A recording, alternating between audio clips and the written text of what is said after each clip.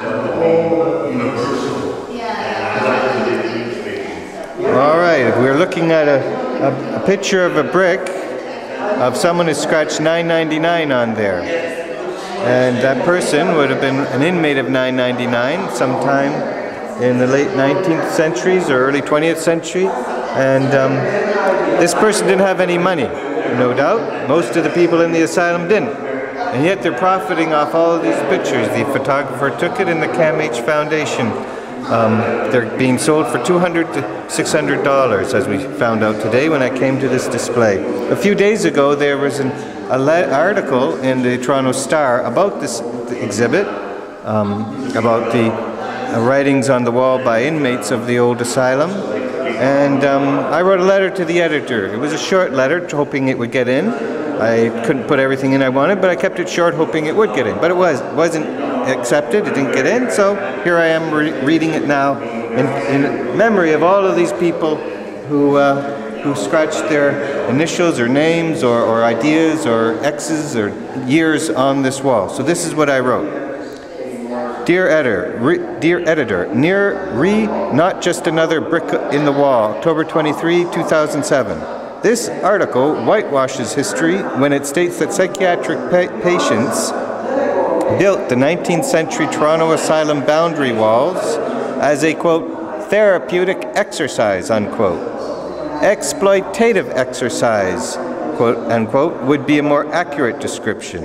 Under the veneer of moral therapy, inmates toiled for no pay during the 19th and much of the 20th centuries at provincial asylums, including 999 Queen Street West.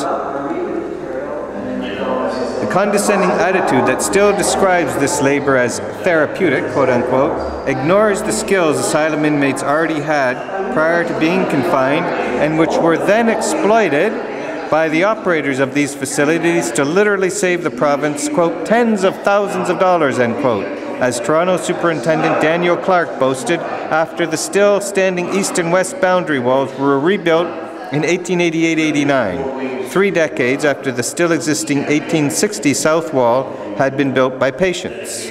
This was work that deserved to be paid but wasn't compensated due to prejudices which are still with us today.